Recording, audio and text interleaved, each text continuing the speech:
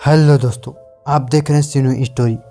तो चलिए ले चलते हैं अपनी डरावनी कहानी, रोंगटे खड़े कर देने वाली कहानी की ओर। तो दोस्तों, उड़ीसा जैसी जगह उन लोगों के लिए ठीक है जिनको भूत प्रेत में दिलचस्पी हो। उड़ीसा को भारत का काला जादू की राजधानी का खिताब मिला है। ऐसा कहा जाता है कि बहुत पहले दूर दूर से लोग यहाँ काला जादू सीखने आते थे। उड़ीसा में यह भी माना जाता है कि अगर किसी ने काला जादू और मंत्र शक्ति में महारत हासिल कर ली तो वो इंसान को जानवर में भी बदल सकता है। तो दोस्तों, उड़ीसा में अमेठी नाम का एक छोटा सा गांव है। इस गांव में कालू जादू की कोई सीमा नहीं है। यहाँ जानवरों और पंछियों की बलि दी जाती है। सबसे ज़्यादा हर अमावस की रात में शाम 6 से 9 बजे के बीच पंछियों की बलि दी जाती है। रात को तो जैसे इन मरे हुए पंछियों की बारिश होती है। बहादुर से बहादुर इंसान भी यह दृश्य देखकर डर जाए।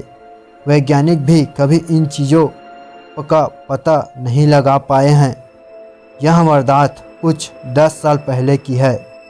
अमेठी में अपने परिवार के साथ काया नाम की लड़की रहती थी। वो 16 साल की स्कूल पढ़ने वाली युवती, जिसके बचपन से ही आकर्षित रूप की चर्चा गांव भर में थी। गांव में कई मर्द काया की सुंदरता को देख मोहित हो जाते थे। उसका जवान हुस्न, नीली आंखें और गोरा रंग देखकर मर्दों की बुरी नज़र अक्सर उस पर पड़ती थी। एक दिन जब काया स्कूल से घर लौट रही थी तब गांव के 4 आदमियों ने उसे अगवा कर लिया। अक्सर काया के आने जाने का समय उनको पता होता था और वो 4 आदमी को काया एक छोटे से घर में ले गए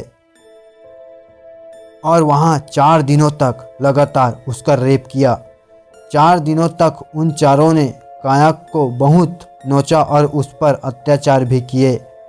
5वें दिन तड़पते हुए काया ने दम तोड़ दिया। उन 4 आदमियों ने काया की लाश को उसी घर में जला दिया और उस घर को बंद कर दिया और गांव में किसी को पता भी नहीं चला इस दुर्घटना का। काया की लाश जलकर राख हो गई। अगले दिन काया की आत्मा एक भयानक रूप लेकर अपने कातिलों से बदला लेने गांव में आकर अपने उन 4 कातिलों को मार डालती है। इतने पर भी काया की आत्मा नहीं रुकती। वो गांव वालों को भी अपनी मौत का जिम्मेदार समझती थी, क्योंकि गांव में किसी ने भी उसके गुमशुदा होने पर कुछ नहीं किया। आधी रात को जैसे जोर से रोना और हंसना, बम्बू की लकड़ियों का कट कट गिरना, पायल की आवाज़ और घरों की छतों पर पत्थर फेंकना, यह सब काया की आत्मा का आतंक था। गांव वालों ने तांत्रिक को बुलाया और तांत्रिक ने उसी घर में जहां काया की मौत हुई थी वहां जाकर मंत्र तंत्र फूके और काया की आत्मा को वश में किया। तांत्रिक ने एक अभिमंत्रित कील उस घर की एक दीवार पर ठोक दी, जिससे काया की आत्मा उस घर में कैद हो गई। तांत्रिक ने उस गांव में सबको इस शापित घर से दूर रहने की चेतावनी दी। काफ़ी सालों तक काया के आतंक से गांव मुक्त रहा। फिर एक दिन 2 सैनिक फैसल और किशन अपने आर्मी की ट्रेनिंग खत्म करके अपने घर वापस जा रहे थे। रास्ते में अमेठी से गुजरते हुए उनकी जीप अचानक उसी शापित घर के बाहर बदकिस्मती से बंद पड़ जाती है। फैसल ने किशन से कहा, रात बहुत हो चुकी है भाई, और दूर दूर तक कोई गांव वाला दिखाई नहीं दे रहा है। फिर किशन ने जवाब दिया, हाँ भाई फैसल, इतना रात को कौन हमारी मदद करने आएगा। वो दोनों बात कर ही रहे थे कि एक बुढ़ा आदमी हाथ में लाठी लेकर उनके सामने से गुजर रहा था। वो अपनी धन्नु में चला जा रहा था। किशन ने उस बूढ़े आदमी को रोका और कहा, अरे चाचा, यहाँ कोई कार मैकेनिक मिलेगा? बूढ़े की नज़र में उस घर पर पड़ती है और डरते हुए बोला, यहाँ से जल्दी जाओ, जल्दी जाओ, इस घर के सामने मत खड़े रहो। यह कहकर वह बूढ़ा आदमी तेजी से चलने लगा। फैसल और किशन यह देख हैरान हुए। फिर किशन ने कहा, अरे इनको क्या हो गया है? मैकेनिक को तो बताया नहीं और ऐसे ही चले गए। फैसल की नज़र उस शापित घर पर पड़ती है और वह बोला, चल यार किशन, आज की रात इसी घर में गुजारते हैं और कल सुबह जल्दी निकल जाएंगे। किशन मान जाता है और दोनों उस शापित घर में चले जाते हैं। वो दोनों सेना के सिपाही थे, तो ऐसी बंद जगहों से कहाँ डरने वाले थे। जो देश की रक्षा करते हैं उन्हें ऐसी जगह से कोई फर्क नहीं पड़ता। उनका मोबाइल नेटवर्क न चलने से वो दोनों अपने घर वालों को खबर नहीं दे सके। फैसल अपना सामान का बैग गलती से उसी कील पर टांग देता है जो तांत्रिक ने सालों पहले घर के अंदर ठोका था। बैग का वजन भारी था तो कील और फैसल का बैग दोनों ही जमीन पे गिर जाते हैं। फैसल इनको नज़रअंदाज कर कील को एक तरफ फेंकता है और अपना भारी बैग एक जगह रख देता है। दोनों सो गए और 1 घंटा बाद एक लड़की की ज़ोर से रोने की आवाज़ें आने लगी। किशन की नींद खुली और उसने देखा कि एक लड़की बहुत ही डरावनी भूतिया रूप में उसके सामने खड़ी थी। फैसल की गलती से काया की आत्मा आज़ाद हो गई और अब वो किशन के सामने खड़ी थी। काया ने गुस्से में बोला, चले जाओ वरना तुम भी मरोगे। किशन एक आर्मी सैनिक होने के नाते नहीं डरा।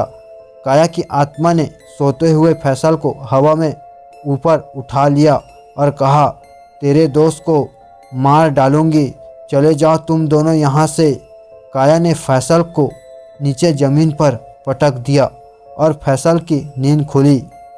फैसल को सर पर चोट लग गई थी और अब उसने भी काया की आत्मा को देखा और बोला, किशन चल यहाँ से भाग चले।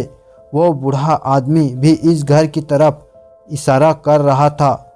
चल जाने दे बोल रहा था, पर हमने उसकी बात पर ध्यान नहीं दिया। किशन और फैसल अपना सामान लिए उस शापित घर को छोड़कर भागने लगते हैं। रास्ते में उन्हें एक गांव दिखा और वहां स्थित एक शिव मंदिर भी। किशन ने कहा, फैसल आज रात इस मंदिर में बाहर गुजार लेते हैं, यही एक सुरक्षित जगह है। फैसल किशन की बात मान गया और वह दोनों मंदिर के बाहर आसरा लेते हुए रुक जाते हैं। कुछ देर बाद एक सिद्ध साधु वहां से गुजरे और उनकी नज़र किशन और फैसल पर पड़ी।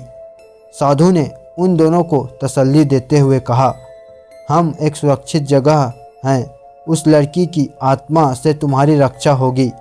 किशन और फैसल आश्चर्यचकित होकर खड़े हुए और किशन ने कहा, साधु महाराज, आपको कैसे पता हमारी हालत के बारे में?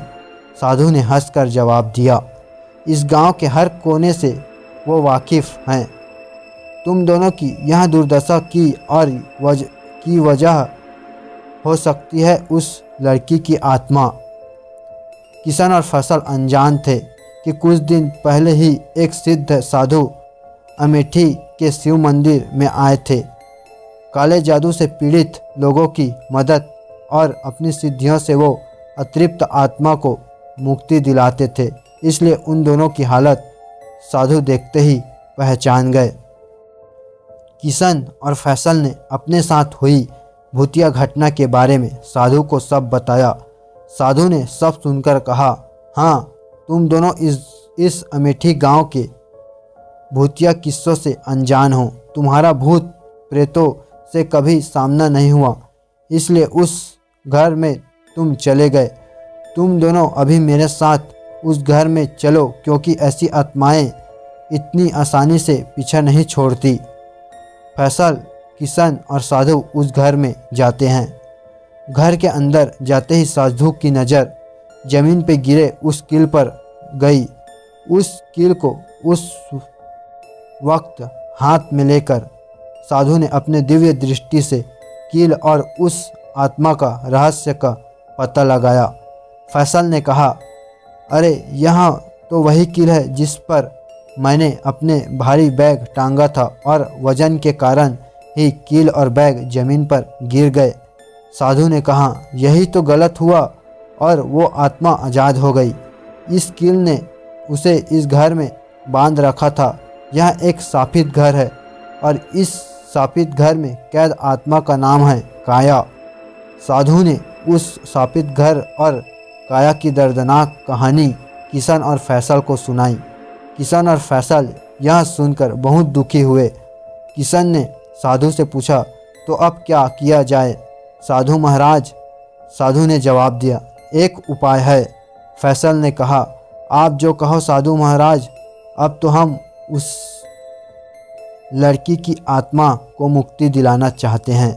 साधु ने कहा, जब किसी इंसान के मरने के बाद अगर उसकी अंतिम विधि या श्राद्ध से पूरे नियम न किए हो तो उसकी आत्मा भटकती है और यह तो नाबालिग लड़की की आत्मा है।